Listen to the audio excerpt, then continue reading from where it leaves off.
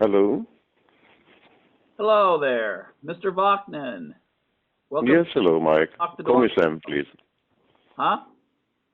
Hello, Mike. Call me Sam. That's much shorter. Uh, what was that? I couldn't hear you. Can you hear me now? Yes, I can hear you perfectly now. I said, hello, Mike. Please call me Sam rather than Mr. Vaknin because Sam is much shorter. Oh, that's perfectly fine with me, Sam. Okay. Now I'd like to introduce you to my audience that you are the author of Malignant Self-Love, and you're also the star of the documentary I, Psychopath. Yes, I have written, among others, Malignant Self-Love, Narcissism Revisited about 16 years ago.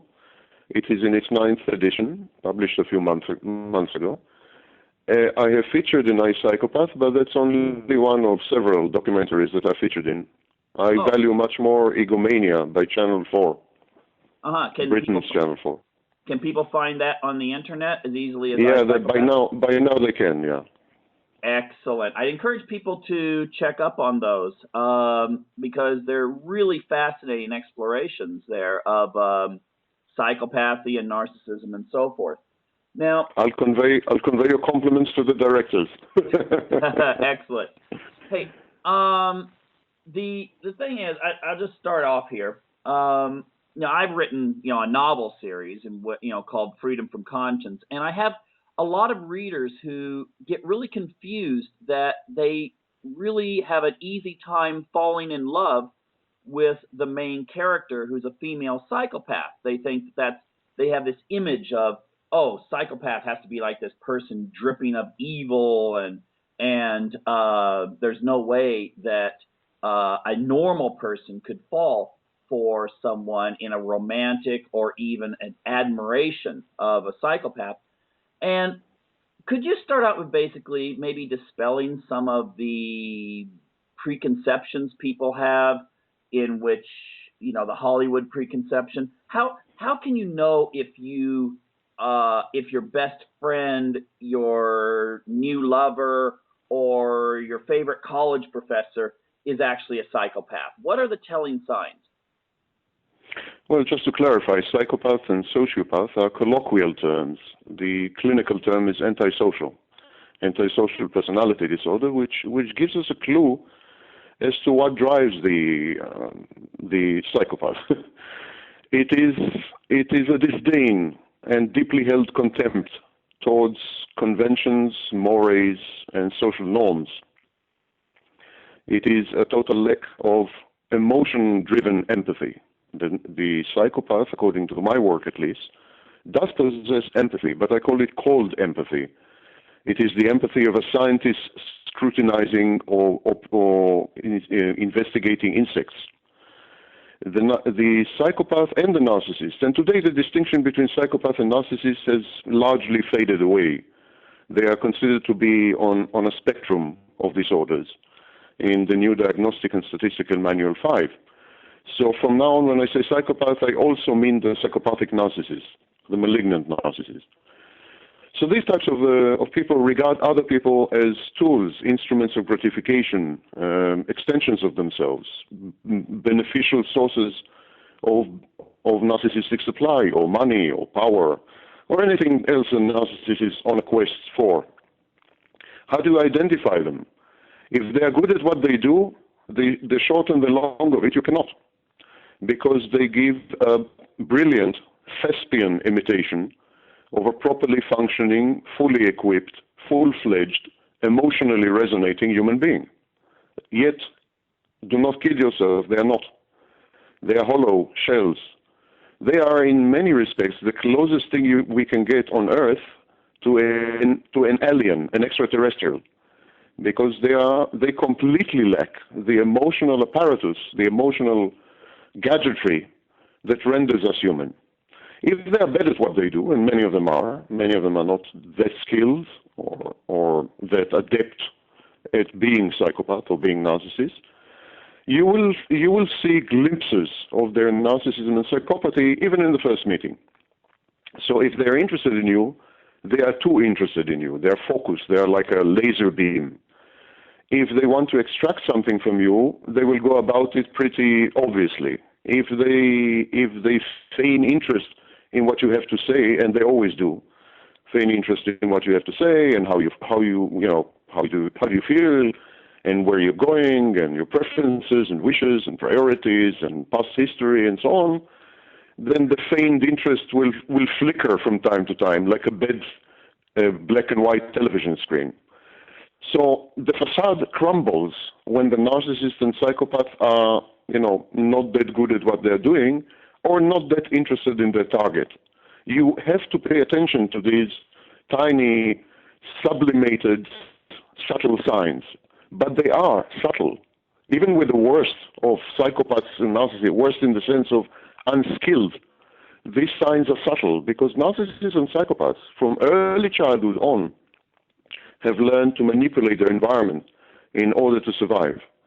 And this is something they do very, very well. And this is exactly the problem. The psychopath is next door. And yes, you're right. It's not a blood-dripping serial killer.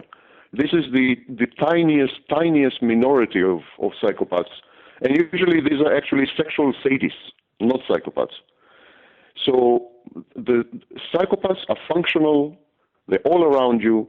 They gravitate towards positions of authority, and positions of prominence and celebrity. They are your next door. They are your clergy. They are the clergy. They are the police. They are in show business. They are in politics. They are, as I said, your next door neighbor. It's a dangerous situation because they infiltrate. How does a psychopath see the world? I mean, most of us, when we see someone hurting emotionally or physically, we get that empathy of feeling that pain, as Bill Clinton would say, "I feel your pain." The thing is, how do they see people who are hurting? They seem to be very good actors and actresses to be able to pretend like they care, but do they really? No, of course they don't. Other people's pain is the psychopath's opportunity. It's a chink in the armor. It's a vulnerability. Psychopaths and narcissistic and psychopathic narcissists scan their environment for such people. They home in on such people. They're like cruise missiles. The best comparison would be to a predator. Narcissists and psychopaths are predators, and you, empathic people, normal people, are the prey. We hunt you down, we devour you, and we cast away the carcasses, what's left. It's a predator and prey situation. Now, the narcissist holds such people, weak people, emotional people, people in need, people hurting, people in pain, holds them in contempt. He regards these things as weaknesses. The psychopath holds them in contempt, but also uses, abuses, and leverages these things to his benefit. The big difference between narcissist and psychopath is that the narcissist is after narcissistic supply. That's a very fancy term for attention. Narcissists need attention.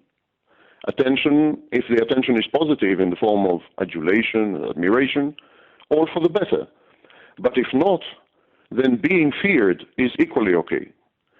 Psychopaths are much more practical, down to earth. They are after usually material benefits such as money or power. They seek earthly rewards, while the narcissist needs and consumes constantly attention, extracts attention from people in order to maintain a very fragile sense of self-worth. So the psychodynamics of these two types may be different, but their tactics, the way they see the world, is identical. People are a rich mineral vein to be extracted, to be worked upon. People are kind of raw material, and they should be used and abused to derive the benefits that the narcissists and psychopaths seek.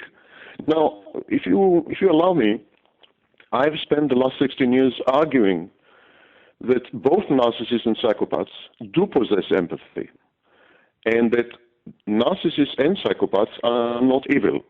Now, these are very contentious claims. When I say that they possess empathy, all I mean is that they are able to put themselves in other people's shoes. Otherwise, had they not been able to do so, they would not have been able to manipulate and to exploit other people. In order to con someone, in order to defraud someone, in order to manipulate someone, you need to understand them perfectly. You need to put yourself in their shoes. You need to realize what makes them tick. So I coined the term cold empathy. It is empathy which is devoid of emotions. Usually when a normal person empathizes, there is an emotional reaction. Exactly as you said, when you see someone in pain, you hurt. You are in pain as well. When you see someone in need, you want to give. Your impulse is to give, to ameliorate the pain, but not so the narcissist and psychopath. They are capable of empathizing, but only in order to fully understand their prey and then to pounce on it. Secondly, they are not evil. They are not evil because they do not premeditate. They do not derive pleasure from inflicting pain as the sadist does. They simply are. They are as evil as viruses. They are as evil as twisters, tornadoes. They are as evil as extremely bad weather. They are evil because they are, not because they choose to be. And indeed, in narcissism and in psychopathy, there is no choice. It is crucial to understand that these people do not have a choice but to be narcissists and psychopaths. Hence, the total failure of all treatment modalities, all psychotherapies, to tackle narcissism and psychopathy. You can change someone's behavior, you can modify it, but you can never change who someone is, what someone is, someone's quiddity, someone's essence. So essentially, when someone's kind of this model, if you do have a psychopath or sociopath who has committed a series of crimes, the idea of rehabilitation to where they will feel the pain of their victims is essentially a myth. You can't do it. Well, use the term preposterous. And self-serving. Why is it self-serving? Because there's a whole industry, and it's no longer a cottage industry, of self-serving psychiatrists and psychologists and psychotherapists and social workers who pretend and lie about the fact that narcissists and psychopaths are incurable. They claim that they can cure or heal narcissists and psychopaths. Why they do that? Because because of money. They're getting money. They're getting money from the families of narcissists and psychopaths, from their victims. They're getting family from governments. They're getting research grants. There's a lot of money sloshing around. If you read the more honest part of literature, and if you talk to these mental health professionals in closed sessions where they feel comfortable and they reveal themselves as they really are, their true colors, they tell you that narcissists and psychopaths are hopeless, completely hopeless. There's nothing to do about it. Because narcissism and psychopathy are all-pervasive personality disorders. Notice the terms all-pervasive and personality. We are not dealing with a quirk. We are not dealing with a feature. We're not dealing with a specific behavior. We're not dealing even with an addiction. We are dealing with the entirety of the personality, each and every single cell of the personality, each dimension, each behavior, each function and dysfunction. And it starts in early childhood and progresses well into adulthood. So to claim that there is any modality that can cope with the vastness of narcissism and psychopathy and reverse them at age 40 or 50, when these people usually are found out, is, what to tell you, disingenuous, or just, shall we say, it's a fraud, in effect. Okay. Sam, if you have a child, let's say, I mean, obviously there may be listeners who are wondering, well, what if you have a child who displays some of these traits of psychopathy? Isn't it possible that you could still instill things like a code of ethics in these children to where when they get older, they won't prey on people in the same kind of bloodthirsty way? They may at least have a sense of, this is the way I should do something versus shouldn't? I personally resent the pathologization and medicalization of childhood and adolescence. Adolescents are narcissists, almost by definition. They need to be. They need to be self-centered, egotistical. They need to lack empathy. They need these things as totally healthy phases of development towards adulthood. They need to separate themselves from their parents. They need to venture out to the world. They need to develop a sense of self-esteem and self-confidence and so forth. So they are, normally centered and concentrated on their own needs and priorities and wishes, and to the exclusion of others. And that's totally healthy. Actually, the first time narcissism had been discussed in 1914, 1915 by the likes of Freud and others, they suggested that there is a thing called healthy narcissism, and that there is a stage called primary narcissism, without which development is wrong, is dysfunctional. So we all have a modicum of narcissism. It is pronounced and prominent in childhood and early adolescence, as it should be. There are children who suffer from something called conduct disorder. These are children who torture animals, or I don't know, this kind of children. The children featured in horror films, in slasher films, the kind that skulks and lurks in the corners, in dark corners, and watches everyone, observes everyone coldly, and then goes out and tortures a cat. These children do exist, and the likelihood of altering their behavior, let alone instilling in them any ethical code, is again very close to zero. These children, studies have shown, the background to their behavior or misbehavior and so on and so forth is not only family or upbringing. It has to do with some genetic component.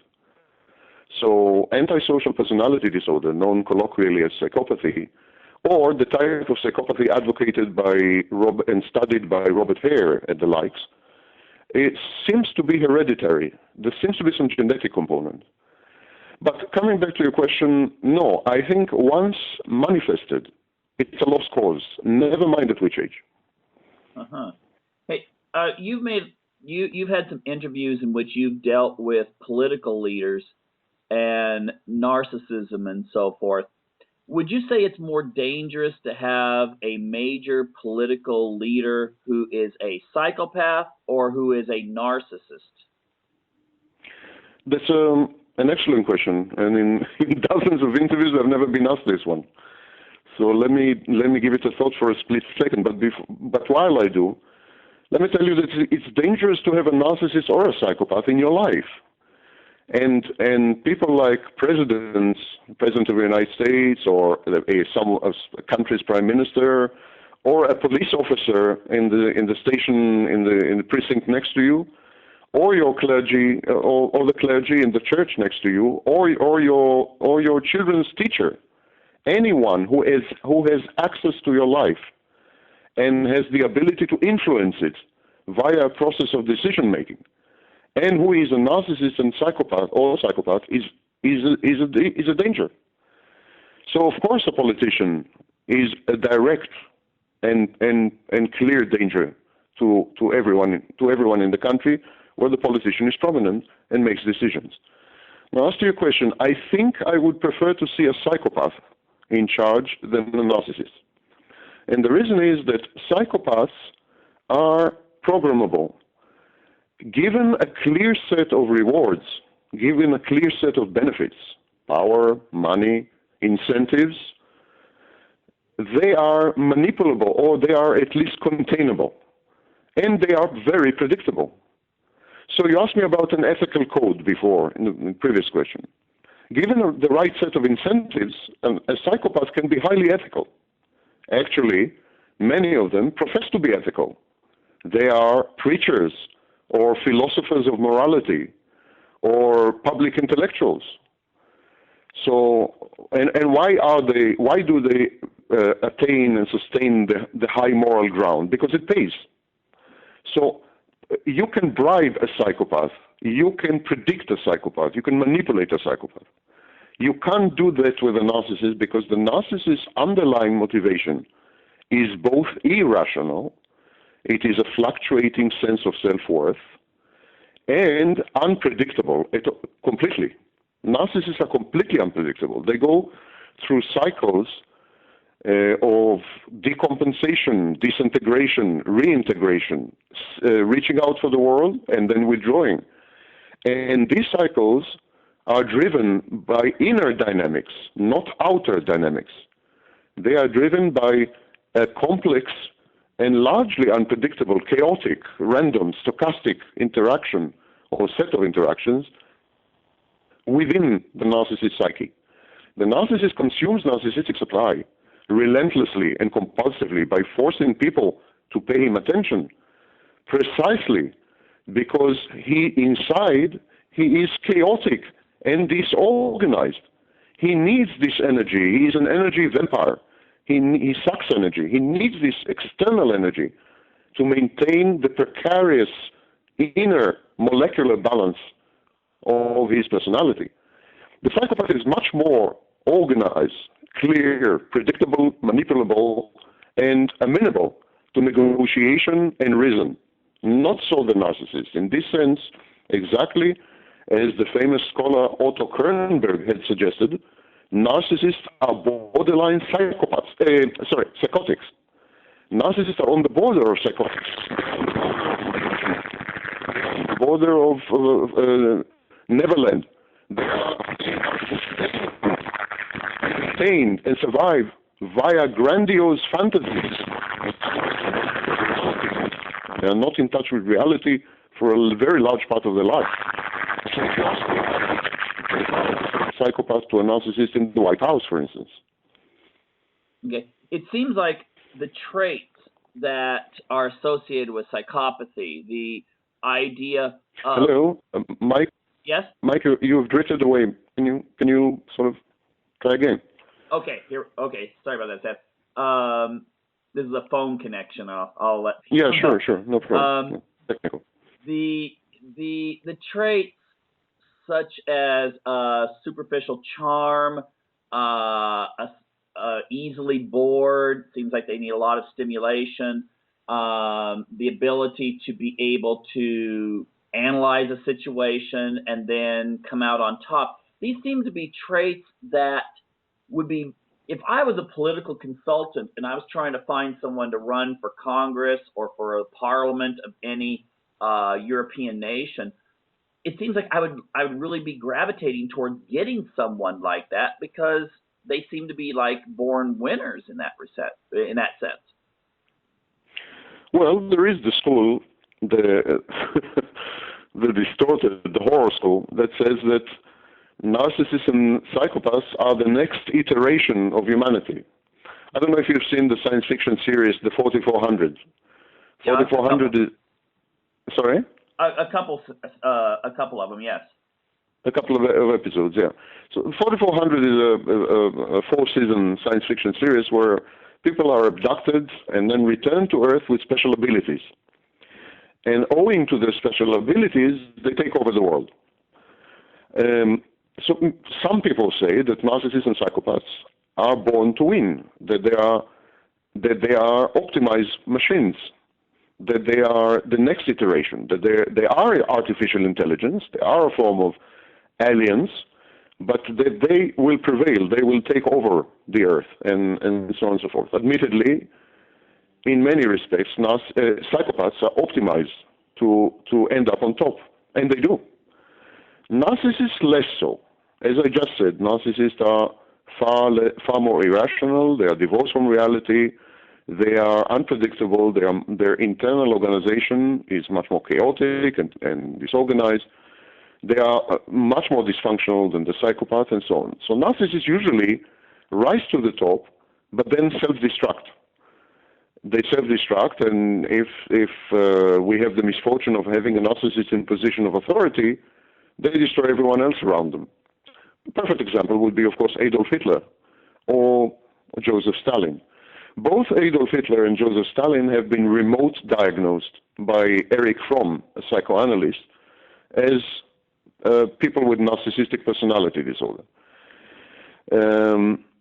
The psychopath is much more stable. Psychopaths are much more stable. They are able to plan. They are able to implement long-term programs and they are able to pursue long-term goals. Now the conventional wisdom is that psychopaths are not able to plan long-term, that they self-destruct and so on. But I think here there's a serious confusion, even within scholarly literature, between narcissism and psychopathy.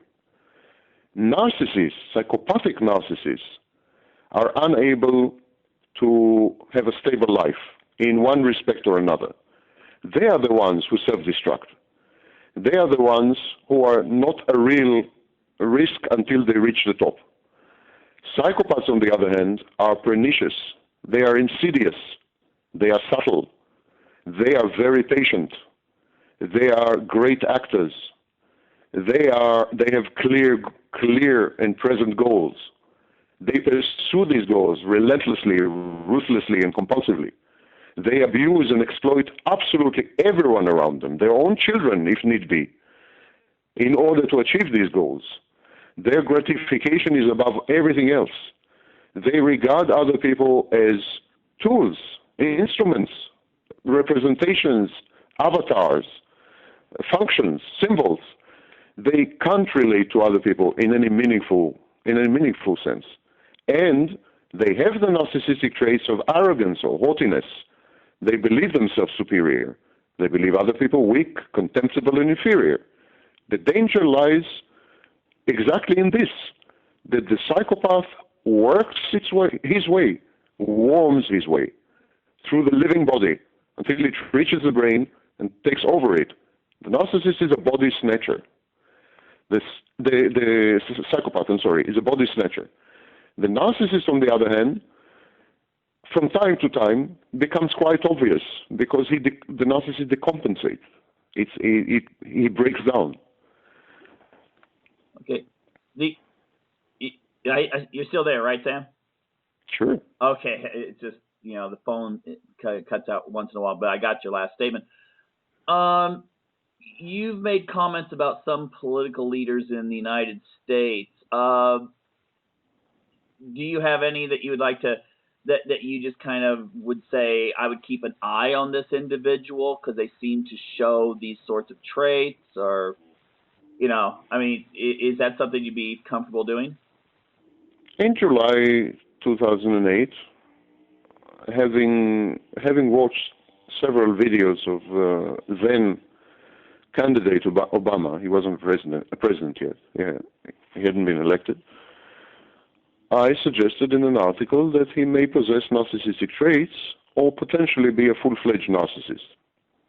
I never thought that Obama is a psychopath, regrettably. I think the danger in Obama is that he's a narcissist, not a psychopath. As I just said, narcissists are far less predictable, far less amenable to the give and take of politics, far more disorganized and chaotic, and thereby far more likely to self-destruct and other-destruct. So, having watched these videos, I rang the alarm. And I said, this guy may be narcissistic or a full-fledged narcissist. That was July 2008. I spent the next two years, 2008, 2010, granting interviews, inevitably mainly to the right-wing media, the conservative media in the United States, in which I ventured to make predictions as to Obama's future behavior if my diagnosis is, or remote diagnosis is real. Now, to add an immediate disclaimer, remotely diagnosing someone with narcissistic personality disorder without having the benefit of structurally interviewing them, administering psychological tests, observing them for long periods of time in controlled environments, is not serious and should never be done. Perhaps with one exception, when the person is about to attain inordinate power. So I have published this disclaimer within the texts, but I still thought it beneficial to warn, to sound the alarm, which I did. And then the next 2 years I gave interviews and this and that, and I made a series of predictions about President Obama. I am led to believe that it is the accepted view, or the common view today, at least among the internet community, that many of my predictions had regrettably come true. Now, that the predictions came true does not necessarily mean that my analysis of Obama's personality is true. But, it's an interesting coincidence. If he is a narcissist, narcissists self-destruct. That is inevitable. All of them do it. Faced with stress, faced with strain, faced with deficient narcissistic supply, they implode and then they explode. They wreak havoc and destruction upon everyone around them and themselves, and especially themselves. They do it publicly because the very process of destruction or self-destruction is meant to attract attention, to restore the balance by extracting narcissistic supply. But there's a huge price to pay when the person doing this is the President of the United States. This remains yet to be seen, whether he will end this way in office, like Richard Nixon, let's say, or afterwards. Hopefully afterwards.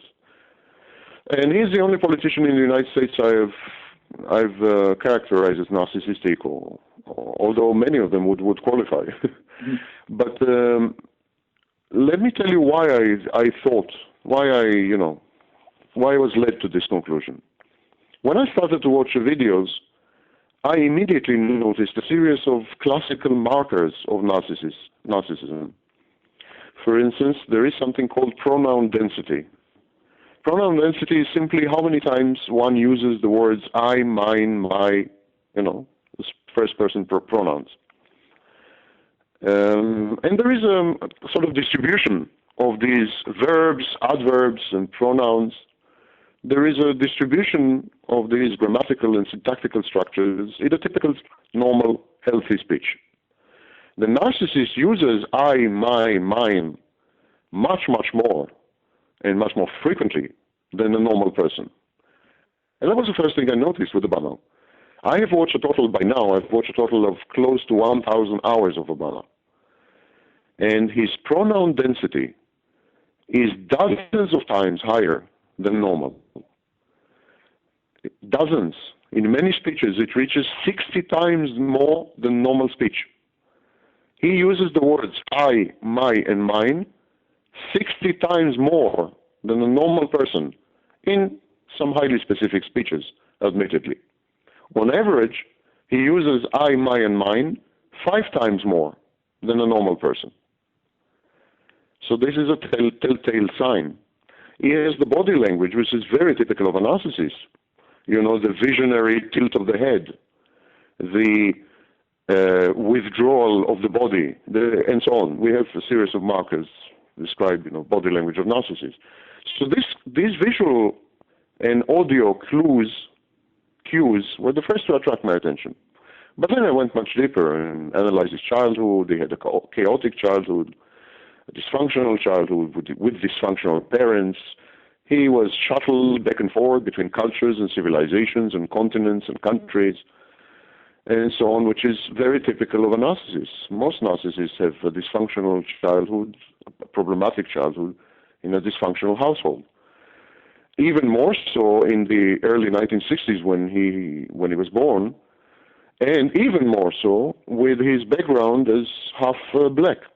So Later, I went much deeper. And today, 5 or 6 years later, I am more convinced than ever that he is a narcissist, even I would say full-fledged narcissist. The danger is immense. I don't think people really grasp what it means. Danger is simply immense if I'm right. I may be wrong, of course. I'm often wrong. But if I'm right, the danger is beyond description, because this man holds the world in his palm. It's not it's not a mayor of a city. It's not a councilman. It's the president of the United States, the president of the world, in fact. Oh, that's really interesting. Then I'd hope people would look up information and look up some of your previous videos on narcissism. Then, lastly, what I'd like to ask is, do you believe that since you're talking about cold empathy, I love that term, cold empathy, that a psychopath, I'm going to concentrate on psychopaths here now, turn attention to them. Can a psychopath still have love and loyalty to, for instance, their husband, wife, and children, but yet still lack any of that empathy for other people around them? Are they able to switch on the emotion of love for those who fulfill their lives, who are really close to them? No one is close to a psychopath, and there is no emotion to switch. That's the short and the long of it. They are able to convince themselves. They are able to lie to themselves. They are able to deceive themselves into believing that they harbor love or affection or compassion towards a specific individual. But this usually also goes hand in hand with the amounts of benefits they can extract from that individual. So if the psychopath is married, he would convince himself that he loves his wife, but only for as long as she fulfills a purpose, only for as long as she functions, only for as long as she collaborates in his plans, his view of the world, his long-term goals, and so on, only as long as she is at work. The minute she loses her utility, she gets sick, for instance, she's unable or unwilling to further collaborate with a psychopath. The moment she does that, this so-called love switches off. So it's a kind of a conditional thing, and it's not really love, although many psychopaths convince themselves, tell themselves that they do love their children and their parents and their wife and so on. Vast experience by now. Psychopathy has been studied much longer than narcissism, and has been first seriously described 150 years ago. So there's a vast literature. Experience shows that psychopaths'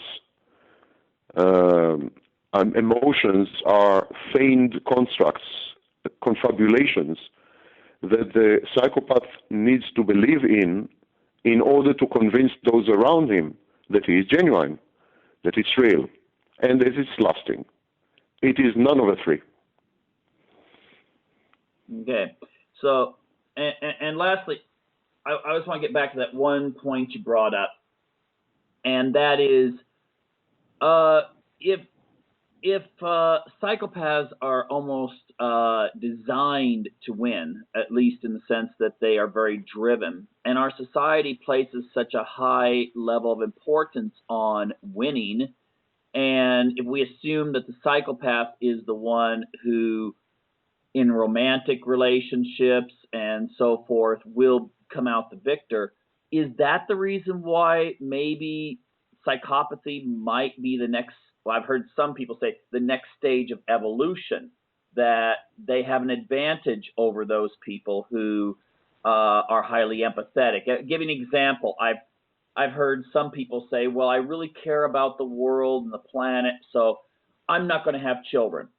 Whereas I would think that someone who was the opposite of that wouldn't care. And so therefore, they might be actually more likely to have more children and therefore pass on these genes. What do you think about that? As I said, there is a school of people who believe that psychopathy and narcissism are the next iteration, the next evolutionary stage or phase. I think the truth is more prosaic. Our civilization is narcissistic and verges on psychopathic. It is a civilization that rewards ambition, rewards winning, rewards a lack of scruples in some industries, for instance, the financial industry and politics, rewards ruthlessness, relentlessness, even compulsiveness, and so on and so forth. We have constructed, especially over the last 200 years, we have constructed a culture, a society, a civilization known as the West, that is now taking over the rest of the globe, eliminating and eradicating other cultures, civilizations, and societies in Africa, in Asia, and even in Europe. So Western civilization, which started in the United Kingdom, migrated to the United States, is narcissistic and is psychopathic. And normally, it would give preferential treatment and more opportunities to people who conform to its values and to its prompts and to its social cues and so on. So whenever there's a narcissistic or psychopathic society, narcissistic and psychopathic people are on top.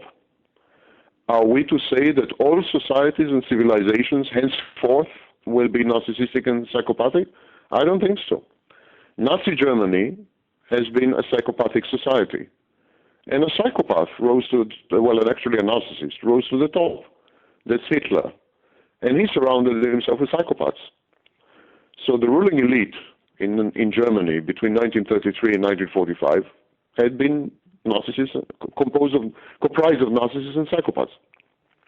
But then Nazi Germany crumbled, and now Germany is a normal society, so psychopaths and narcissists do not rise to the top. To cut a very long answer short, I do not think we are talking about the next stage of evolution or a next stage of I don't know what. I think simply at certain times in history, in specific civilizations, cultures, and societies, narcissists and psychopaths have an advantage in that they conform to the prevailing and dominant value systems, anomic value systems. And there they have the advantage and the upper hand because they are the pure and perfect reification and embodiment of the civilization in which they operate. But then civilizations ebb and flow, wax and wane. One day you have a psychopathic civilization, the next thing you know, there's a very empathic civilization. And in an empathic civilization, narcissists and psychopaths are going to be the lower level of society. They're going to be trampled upon. They're going to be imprisoned or turned away or ignored. So I'm far more optimistic in this sense. I don't think we're all going to turn into narcissists and psychopaths. I do think, however, that the West is an evil and malicious construct. I do think that Western values have given rise to a type of human arrangement, human community, that will inevitably self-destruct in great agony. I believe that the West has become malignant and is a form of spiritual, political, philosophical, moral, and ethical cancer on humanity. And yes, when we have this kind of lesion, when we have this kind of illness, all-encompassing, all-pervasive, all-permeating, scum like narcissists and psychopaths rise to the top and lead us in all fields of life. And they become the mirror, the dark mirror that we're faced with. Wow. Well, that is something I hope people will contemplate there when they're thinking about the future of, well, not just the West, but of the world in general. Sam, I'm really, really, really grateful for you volunteering your time and sharing your very insightful and valuable perspective. Thank you for having me. Subject. Thank you for having me. And I encourage people to look up Sam Vaknin, check out his book, Malignant Self-Love, and his website, and some of the documentaries that are out there. And yes, I have a YouTube channel. It's Sam Vaknin, my name, without period or anything. So there's 300 videos there about psychopathy and narcissism. People might find this of interest as well. Oh, absolutely, absolutely. Well, anyway, our time is up. So I thank you, and I thank our listening audience for tuning in to Unlock the Door Radio. And I hope you tune in again next week for another challenging experience. Thank you again, Sam. Thank you for having me again. Have a nice day. Yeah, you too. Bye now.